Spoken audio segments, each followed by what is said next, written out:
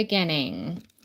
Today, we're going to embark on a journey throughout history and uncover a powerful thing that changed our whole world. And what is this story behind the Declaration of Independence? It's more than just a piece of parchment with ink. It's a heartbeat of a revolution that occurred. It was a cry of the people, yearning to be free, a turning point that reshaped the whole course of history. So let me set the scene for you. America before independence. Imagine being a colonist. The year was 1760. Say you and your family were working hard, building businesses, contributing to the community. Yet every single year, you paid taxes to a king who lived across the ocean. And you did so without having any say in how you were governed. The British monarchy was actually led by King George III. Now, he imposed an oppressive tax.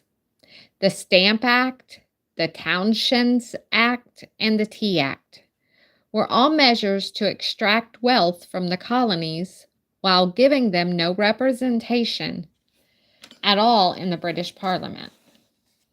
And the protests grew, and they grew loud, and people took to the streets. And March 5th, 1770, British soldiers were actually fired upon. There was a crowd in Boston, and this was happening by the British monarch. Let me see if I can adjust this here. Maybe where you can get something. Here, let's change the image. I'm going to get better with this equipment. I know I am. I am. I'm vowing to. I really will. Okay. Here we go. Is this any better? Can you guys see that at all? There we go. Yeah. Okay. So he imposed these impressive taxes, and then these British soldiers were fired on, and it killed 5 of the colonists. The Boston Massacre, it had become known. It was a bold act years later when the famous Tea Party took place, because remember that was March 5th in 1770 that the British soldiers were fired upon. And the Boston Massacre is what that was known. But that did add fire to the resistance. So 3 years later was the famous Boston Tea Party. And that took place. It was a bold act of defiance where American colonists dumped an entire shipment of Boston tea into the harbor rather than paying for an unjust tax. The tension was boiling over by the year 1775 when the first shots of the American Revolution actually rang out in Lexington, Concord, and war was well underway. But here's the problem. The colonies, no matter what, were still technically subjected under Britain rule. If they lost, every leader of the revolution would actually been hung for treason. They needed a formal declaration, and one that would state to the whole world why they wanted to break away and establish their own nation. So this is why the Declaration of Independence was wrote. It was not just a letter to King George III. It was a declaration to the whole world, an announcement that the American colonies were no longer going to be under the British rule. It was written to unify the 13 colonies and to rally support from the foreign allies. It was setting forth the fundamental principles that would actually shape their new nation. Who wrote it? Well, the Second Continental Congress appointed a committee of 5 men to draft it.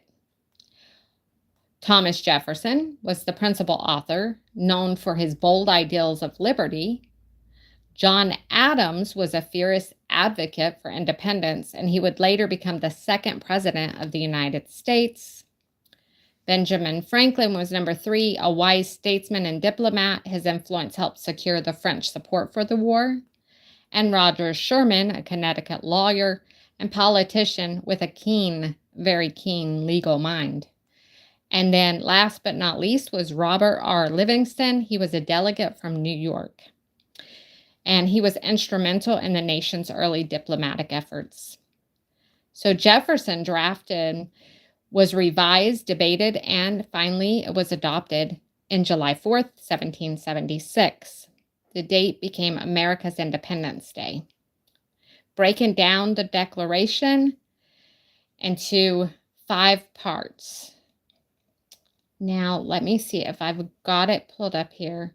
Another important thing to remember is before 1776, most governments throughout history were monarchies, empires, or were led by monarchies, so kings or queens, empires or oligarchs.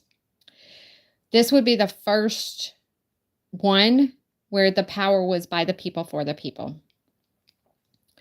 So there were earlier forms of government for that, but not to the same extent. And we can look at those like Athens, democracy in ancient Greece, and the Roman Republic had elements of citizen participation, but still these systems were very limited in their scope, often excluding large portions of the population, such as their women slaves and non-citizens. The American Declaration of Independence and the U.S. Constitution later would establish this as a system where government was explicitly based on the consent of the governed, a concept that influenced democratic movements worldwide. And again, I want to elaborate that if the founding fathers who signed this, if they failed, they would have been tried for treason. Absolutely. If the founding fathers who signed the Declaration of Independence had failed in their bid for independence, they would have been charged with treason against the British Crown. Under British law, treason was one of the most serious crimes, punishable by death, often hanging or drowning. So they knew this was serious. By signing this, July 4th, 1776, they were openly rebelling against King George III. John Hancock was the first to sign. Famously, he wrote his name in large, bold letters, supposedly saying there like in an exclamation point. I guess King George should have been able to read that without his spectacles. It was big. The act showed the gravity of the situation, though, and their decisions. They knew they were risking their very lives, their fortunes, and their sacred honor to break from the British rule and to claim independence. If Britain had won the Revolutionary War, it's very likely that many of these signers would have been captured, tried, and executed as treasonists and traitors. The decision was not taken lightly, which makes the success of the American Revolution even more remarkable.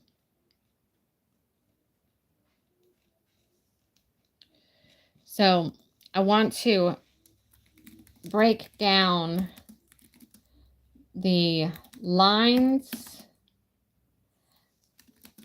Give me just a second here. Let me pull up my notes.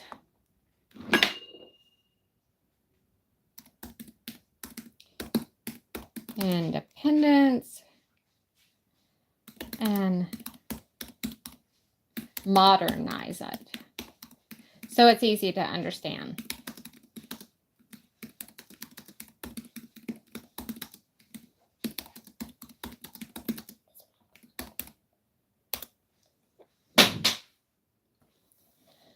Okay.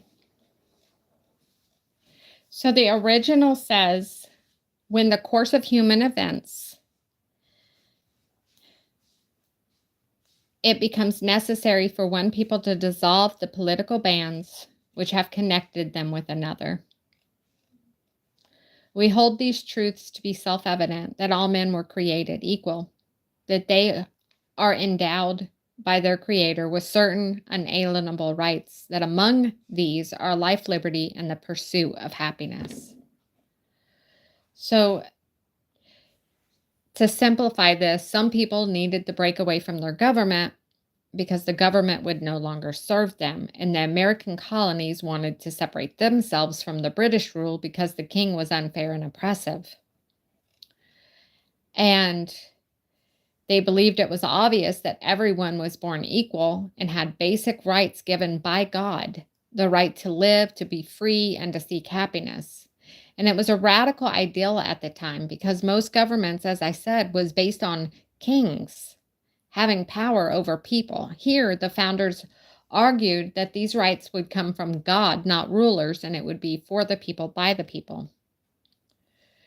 The original text reads that to secure the rights, governments are instituted among men derived their just powers from the consent of the governed. So simplified, this is the purpose of government is to protect people's rights, and it only has power if the people agree to be ruled. And why this was a new well. Instead of kings ruling by force or oligarchs or dictators, government should exist only with the people's approval, is what the founding fathers were stating. The right to overthrow a bad government was mentioned. The original text that whenever any form of government becomes destructive of these ends, it is the right of the people to alter or abolish it and institute a new government. If the government stops protecting people's rights, the people have the right to change or replace it. This justification was because the justification for the rebelling was because of the British king and that the government had become abusive of the people, and the people didn't have to accept it. And so then they went on to explain why they were complaining about the king, because now they need to tell the world why they're breaking free. The original text reads, "The history of the present king of Great Britain is a history of repeated injuries and usurpations, all having a direct object the establishment of an absolute tyranny over these states." So the king of Britain was abusing his power over them, acting like a tyrant instead of a fair ruler. The founders listed many examples of how King George III ignored their rights, taxed them unfairly, and used military force against them, and even killed their people. Examples of the king's abuse was in the text. He has refused his assent to laws, the most wholesome and necessary for the public's good. So the king was blocking the laws that would help the people. He had dissolved their representatives from the houses repeatedly. He wouldn't listen to them for opposing with manly firmness his invasions on the rights of the people. So he shut down the colonial governments whenever they stood up to him, whenever they asked for something. And a lot of times he would actually send force to harm them. The original says he has kept among us in times of peace standing armies without the consent of our legislation. So this is interesting. So he sent these military people to live amongst them. He stationed the soldiers in the town without their approval. And this shows why the colonies felt they had to break away. The king was acting like a dictator. In fact, he had even passed laws that they had to house the government military and they had to feed them. So these military people were there for Britain. They weren't there for the people. And if the people balked and asked for anything that went against the king, then they would get harmed. More pressure would be applied, which was more dictator-like. And then the next original was, "We tried to fix things peacefully," is what these stages were listed in there, because again, they're telling why they're breaking away. In every stage of these oppressions, we have petitioned for redress in the most humble terms. Our repeated petitions have been unanswered, or actually answered only by repeated injury. So we ask for fair treatment basically many times, but the king just ignores and actually makes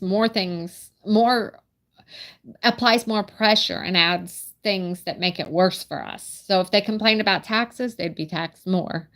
If they complained that they wanted some law passed to help with whatever, then that wouldn't be passed. The people would be ignored. The founders wanted the world to know they were not rushing into war. They had tried a peaceful solution first. So the conclusion wraps up is we are now independent. We therefore, the representatives of the United States of America, do in the name and by the authority of the good people of these colonies, solemnly publish and declare that these united colonies are and of right ought to be free and independent states. Because of this, we declare ourselves free from Britain. The United States is now an independent country, is basically the simplified version. And this was the official break from Britain. If the war failed, the signers again could be executed for treason. And then the final promise. The original text reads, "And for the support of this declaration, with a firm reliance on the protection of the divine providence, we mutually pledge to each other our lives, our fortunes, and our sacred honor." Simplified, it says we trust God to protect us, and we're willing to give up everything, even their lives, to make it a freedom that was real. So this showed their true commitment. They were risking everything. Everything was on the line, and they wanted independence. If it cost their lives, they were willing to pay that price. The key takeaway is people they believed had the rights that came from God, not government. And government's job was to protect those rights that came from God. And if the government abused the power, the people could change it and remove it, but not just that, they actually had the responsibility to change the government and remove it. The king ignored the peaceful solution, so America had no choice but to break away. And the signers risked their lives for this declaration. And let me pull up my other facts here.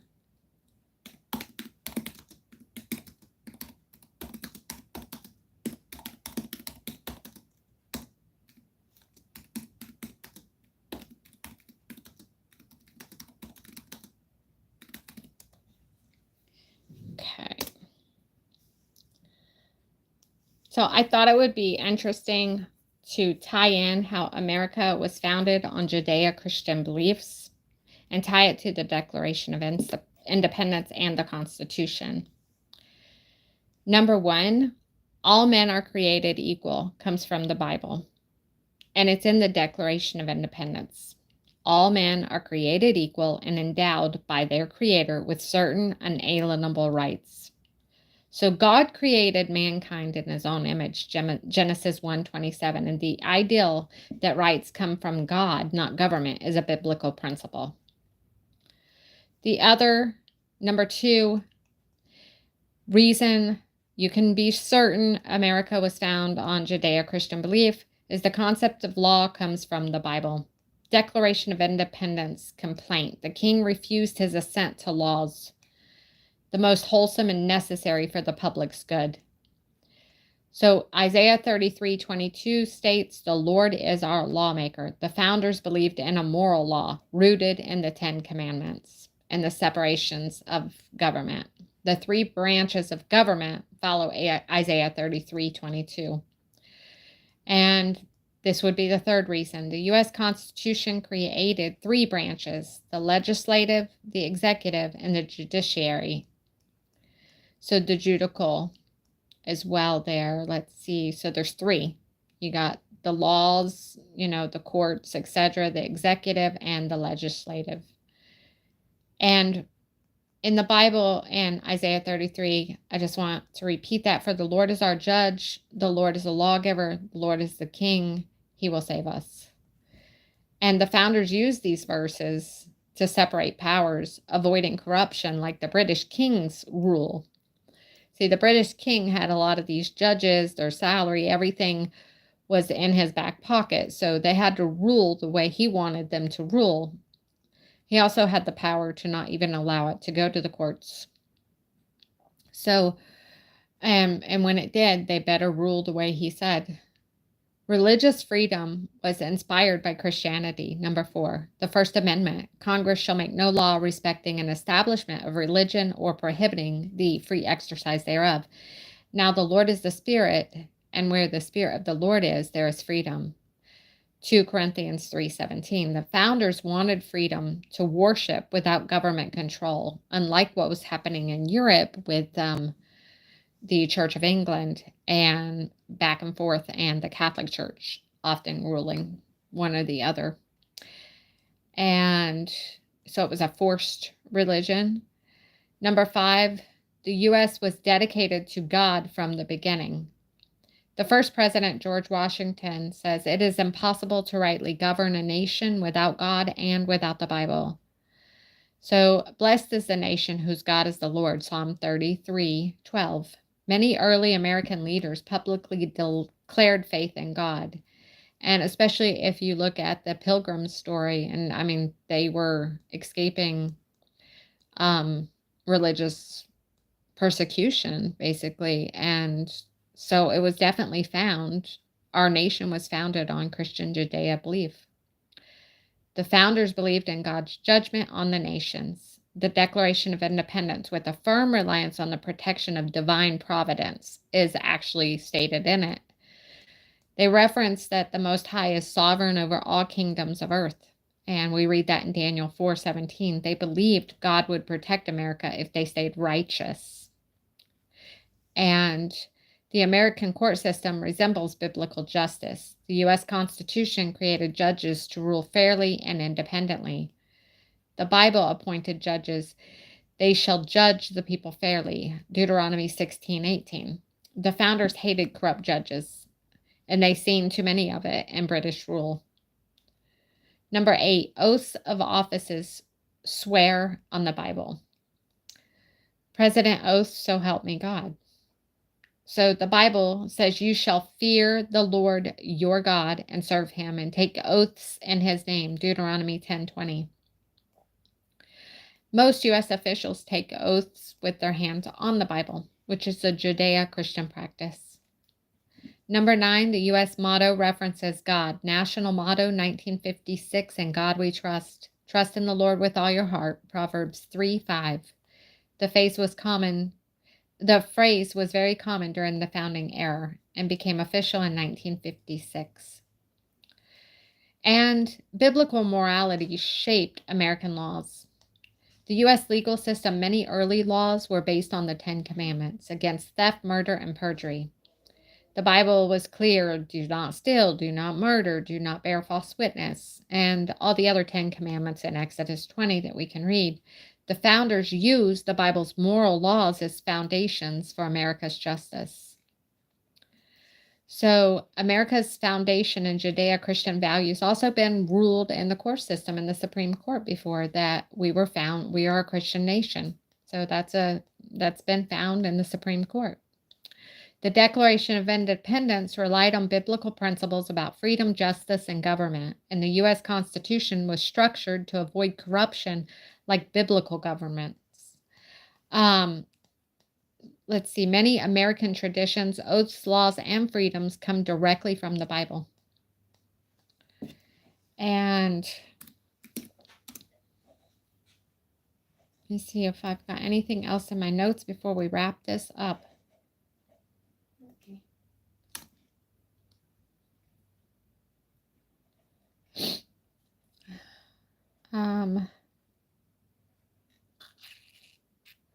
All right, guys, it looks like that's it. And thanks for stopping by and joining me. And I'll see you in the next video.